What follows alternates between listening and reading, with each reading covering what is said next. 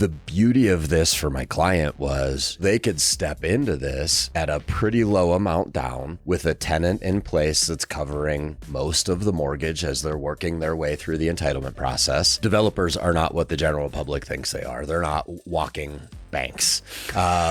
We are all creatively financing stuff, and that covered land play really puts you in a good spot.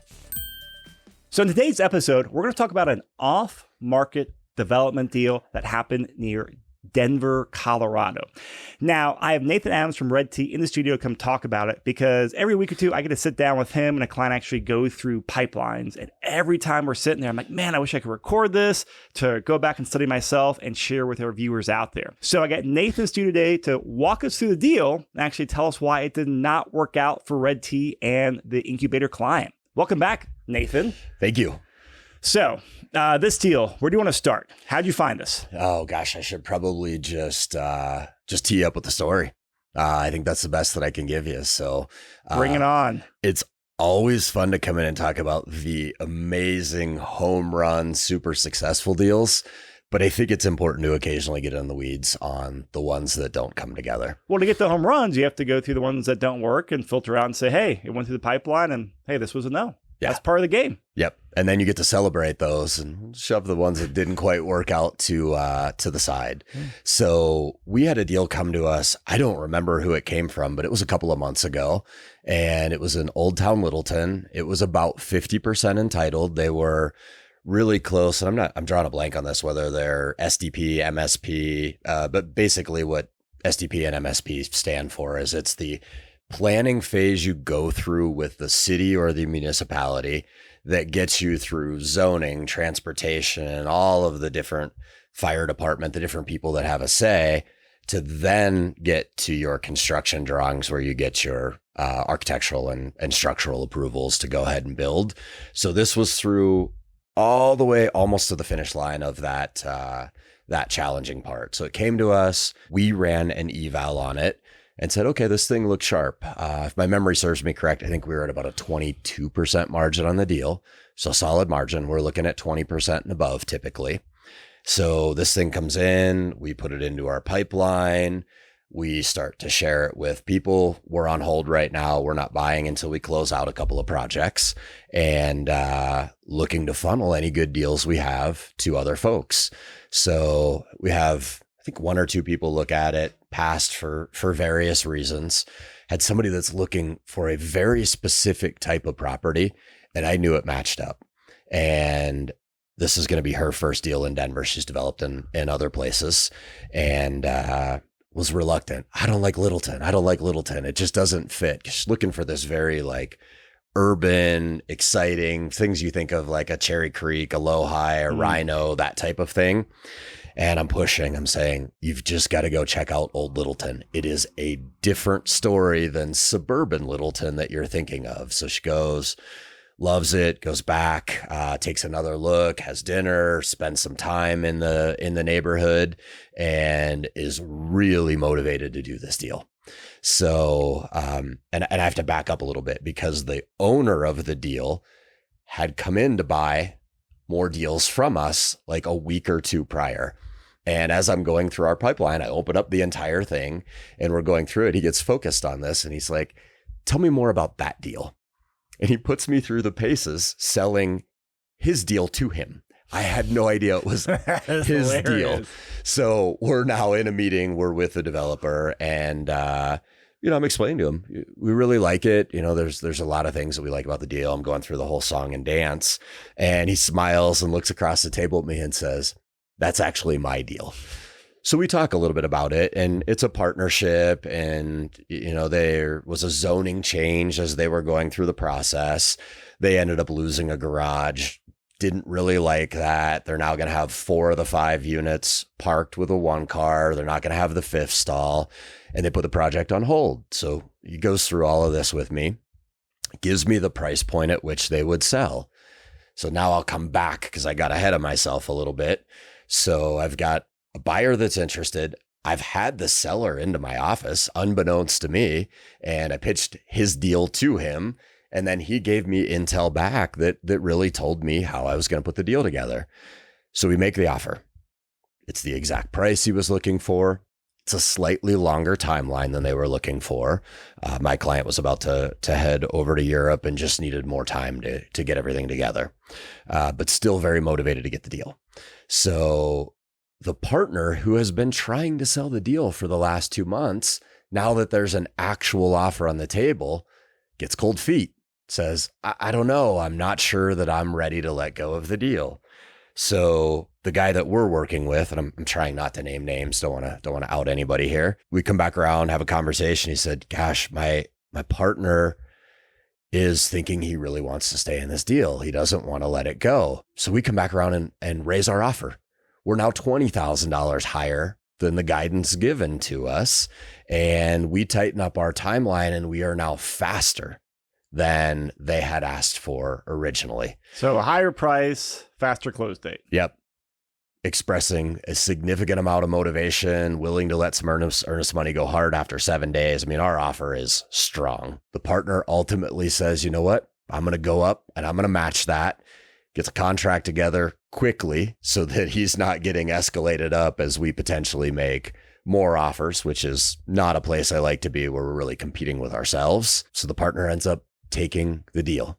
So he bought the other partner out at slightly better terms than what you guys are offering. Yeah. And the partner is a broker who was trying to sell the deal for less money than we ultimately offered. Okay. Didn't get it done. And then when the offer came through the partner who's not a broker, the broker who couldn't get it sold said, no, I want to keep this deal. I'm going to buy you out. Okay. So that's an interesting curveball. Very interesting curveball. So the good news is our pipeline's robust, and we were able to move and look at a couple of other deals. Was your client able to find something else? We took a run at another property, and it went under contract. Literally, as we're attempting to get in and take a look, it went under contract as well. So we have a nice pipeline, good deal flow in there. But the reality is, the good, solid deals that pencil, they're still getting decent attention. They are still moving. So let's just say, I always like to play what if, because it sounded like the deal itself was good. Nothing in the deal due diligence or deal numbers blew up. It was just circumstances of partnership, and then someone realized they wanted to buy it. Mm-hmm. So if you guys had gotten the deal, you and your client had gotten the deal, what were the rough numbers in terms of like, money outlay, type of financing, timeline, and kind of like the end product and, overall just, profit? Yeah. So good question. I'm not going to have all of those metrics perfectly in my brain. But your question did trigger one really important thing to talk about. And it looks like this, and it's part of why this particular deal was really appealing.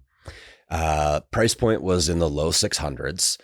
There was already a home there with a tenant in it. And if I'm not mistaken, the rent was in the high 2000s, somewhere between $2,500 and $3,000 a month. So covered land play. Covered land play, exactly. And that's, my client loved the location, loved a lot of things, a couple blocks off, off Main Street. And so Littleton. Walking distance to Main Street in Littleton? Oh, yeah, walking distance to all the shops, everything that's exciting there. All right, so great location. It's a covered land play. Purchase price, you said low 600s. Yeah, so the covered land play being the real sweet spot in there. So this thing's eventually going to yield 5 homes, but it's got some time to go through. The beauty of this for my client was you can go get an 80% Fannie Freddie or 75% Fannie Freddie loan. You don't have to go into a land loan that you're having to put 50% up. So they could step into this at a pretty low amount down with a tenant in place that's covering some to probably most of the mortgage as they're working their way through the entitlement process. They ultimately wanted to make some changes to the plans, which were going to set them back in time a little bit. So the covered land play became the real sweet spot in that it takes the pressure off of trying to rush through the entitlement timelines because you're in a bridge loan at maybe 10, 11, 12%, and you're burning money at a pretty quick pace. So if there's, nothing there, you have no income coming in, you have those dollars going out at a high interest rate, and you are antsy and you are pushing those entitlement timelines. Cities don't care. Yeah. They're moving at their speed. You could call them and tell them all you want. I'm bleeding $5,000 a month here. I've got to get this going. I've got pressure from investors, partners, whatever the reason is. They've heard that many, many times over. So, going down that road doesn't make as much sense. The covered land play really is a sweet spot right now. I see more and more people gravitate towards that. In fact, this deal and the one other that I referenced, the same client moved to, both of them covered land play deals. Have another one that same client was looking at, but the home's already gone. It's scraped, which is wonderful. No asbestos abatement, no demo costs, mostly flat, graded and in good shape, kind of ready to go. Don't have to cut off or disconnect any utilities. It's really a sweet spot. But no income. Yes. So you are, in that particular instance, that seller is looking for a pretty quick close. Yeah. So that was a deterrent. Sweet deal, amazing location, good margin, $1 million price tag, a little over $1 million, and outlaying either that full amount in land or half that to get into a bridge loan just didn't resonate. So that lower cost in, especially if you're not to permits, is very appealing to a lot of people. When you have the ability to just conventionally finance what's there on your smaller deals, that is a sweet spot for sure. So back to this Littleton deal, you said she was going to put a lower down payment with Fannie and Freddie. Was that like a 25% down conventional type loan? I would assume 20, 25, okay. 30, whatever the metrics are on that right now. So yeah, 20, 25, 30%. And then a construction loan would come in later on there? Yep, exactly. So if you look at this and you look at Littleton timelines and the fact that she was going to take the existing plans and make decent modifications to those, probably looking at 15, 16 months to get to permit. So to be able to outlay, call it 25% of, and I'll round down for ease of numbers so my brain will work here, 25% of a $600,000 purchase, if I'm not mistaken, is $150,000 cash outlay. Looking at the other deal, it was going to be $500,000 to $1 million cash outlay for less units. That was 3 versus 5 over here. So you can see where this can get pretty appealing. Plus that's some income coming in. Exactly. That'll probably cover a third or half of the payment. Yep. Developers are not what the general public thinks they are. They're not walking banks. We are all creatively financing stuff, and that covered land play really puts you in a good spot.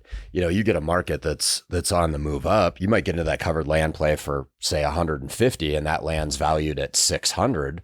Well, the reality is 16, 17, 18 months later, it's fully entitled. It's permit ready. You're ready to go into your construction loan. May have gotten some positive movement out of the market. And I've done this before where you're going to your construction loan and saying, hey, the land's not worth what I paid for it. You get a stepped up basis in the land. So now in that example, you came in, you put 150 down. So you got a $450,000 loan. Let's say that appreciates to 900,000 on the land. You've now, through the entitlement process, created $450,000 of equity. So you're not reaching into your pocket and pulling out that capital to put it down. You've gained the equity on the covered land play. Now that doesn't work perfectly and you have market dynamics, but in a market that's moving up, which it is the majority of the time, you are able to get a stepped up basis in your land on that covered land play example. And then, so for this deal, you're saying probably 600,000 and maybe be $1 million in value by the time the plans were done. My example was 900, but could be 700, 800, 900, $1 million. It's going to vary. It's going to vary based on what the market does. There's a decent number of variables in there. And so it'd take about 15 months to get all the plans ready. And then I assume that's when you come out and demolish a house and start building the 5 units. Yep, exactly. From when, construction starts, how long until it goes on the MLS to sell the first unit? Yeah. Assuming it's built to sell. Yeah. Okay. So I'm going to give you a somewhat of a complicated answer there. I know it always depends. Yeah, exactly. It depends, is the right answer. So at 5 units, you're probably looking at pretty close to a 12-month build timeline. This is a corner lot, so really you've got doors to the street no matter which unit you're on. But if it were interior, you're typically going to angle to get that front unit that's the easiest to access. The buyer and the broker, they pull up in their cars, they meet in the street. We don't want to take them through the construction site and have them look at the back unit or the middle unit. So in a typical scenario, you're going to race to get that model done as quickly as you can, get it staged, get it looking good. The 4 units behind, they may finish 2, 4, 6, 8 weeks behind. And then to where this gets complicated is you're going to look at all the market dynamics. If you look at this thing and say, oh, this thing is going to finish in late October. We've got this thing slated for October 31st. I don't know that you really want to say, okay, we're going to go live on November 1st and we're just going to muddle through Thanksgiving and Christmas and New Year's. It's not prime time. So if you're tracking to that, you may want to pre-sell those. You may want to go 3-4 months beforehand and start generating that interest, generating buyers so that you're then closing out units. And the sales pitch looks more like this. Buy now, you're getting in before the holidays, you're settled in, you've got your home. And if I take that example and I flip it to where we're trending towards a completion, say 2nd, 3rd week in January, that's a real sweet spot to list. So now we're going to wait much closer to completion. I wouldn't take that and say, hey, let's back that thing up 3 months.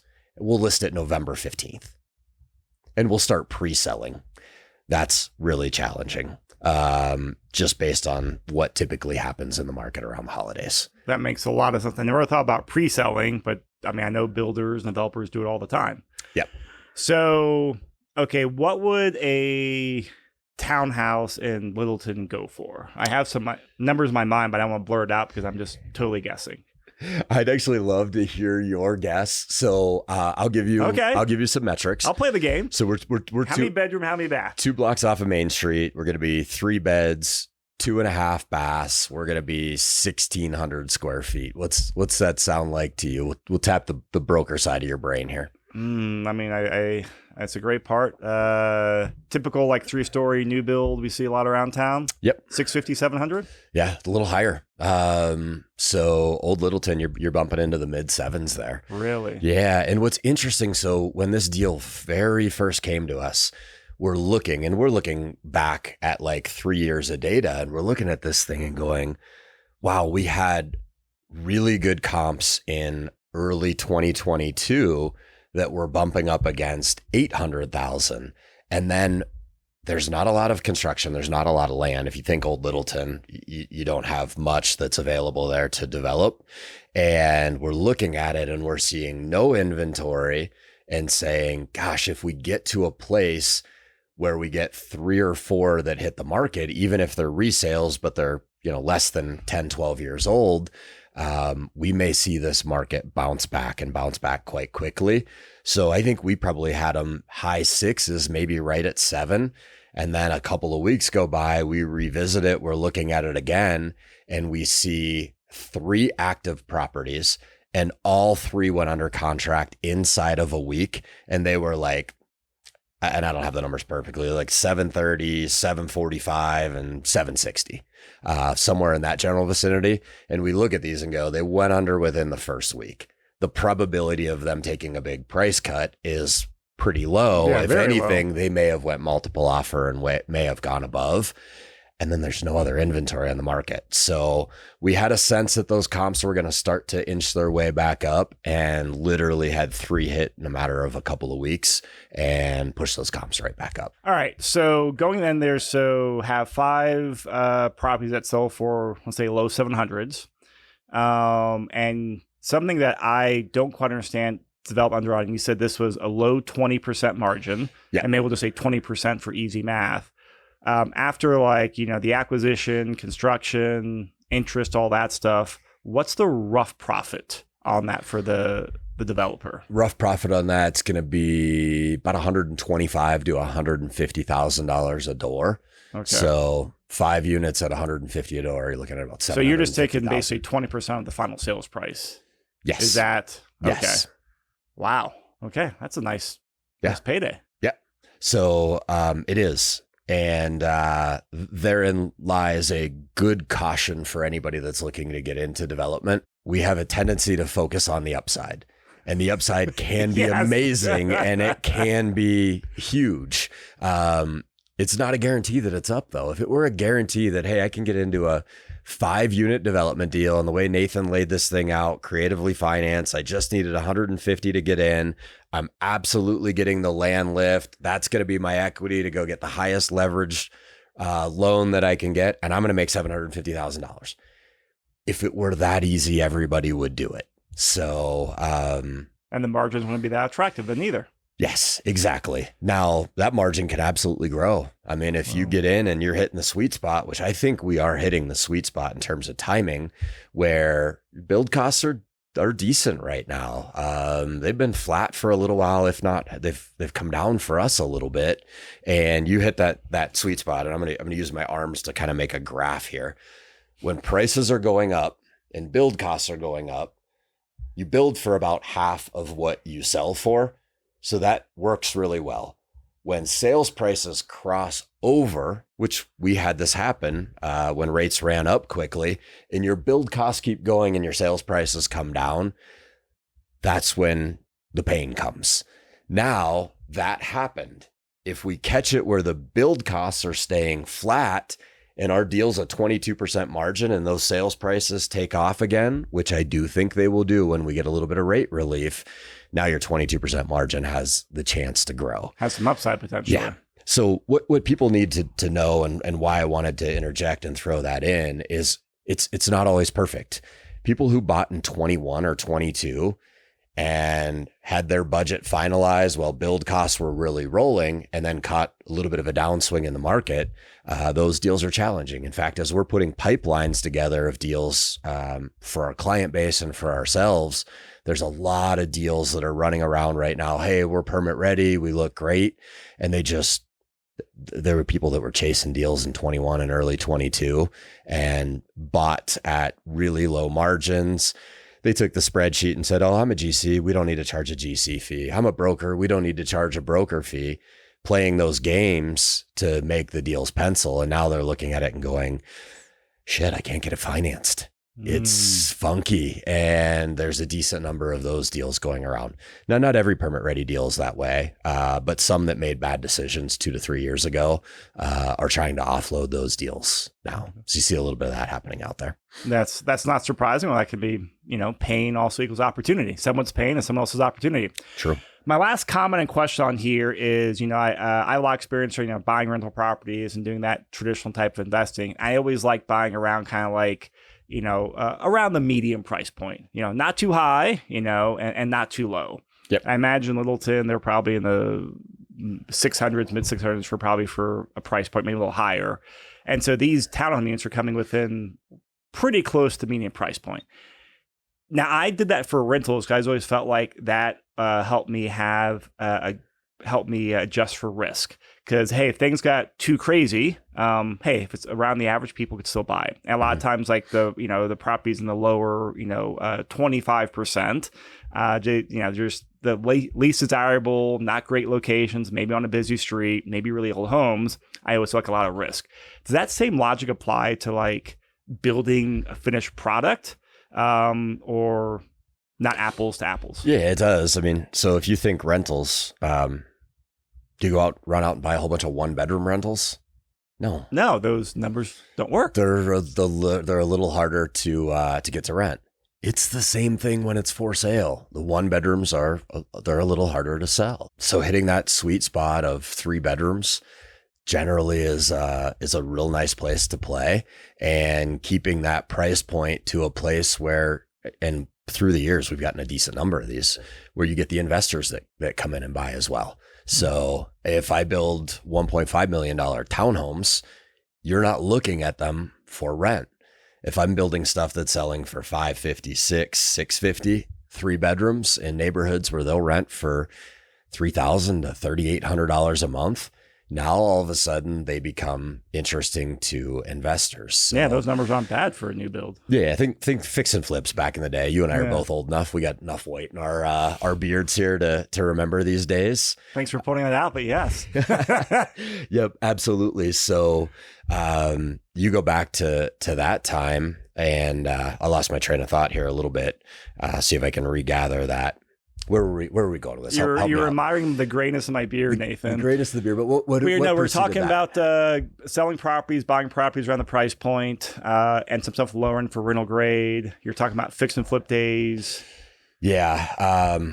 I lost that one. No worries. That one's going to have to die. I'll call you at 3:00 in the morning when it pops back into my brain. It happens. No, this has been great, Nathan. I was sitting down talking deals with you. Like I said, the deals that work out, the deals that don't, that's just part of the game. And, always hearing you walk through a deal, even the ones that don't make it through, there's words of wisdom. Did it come back? It came back. Okay. Yes. So when we talk about, in that sweet spot, that middle price point, I go back to the fix and flip days. When the market was tough, you wanted to appeal to as many buyers as possible. So you didn't paint your walls blue or red or yellow. You were intentional about having the right size home, the right price point, neutral finishes, appeal to as many people as you can.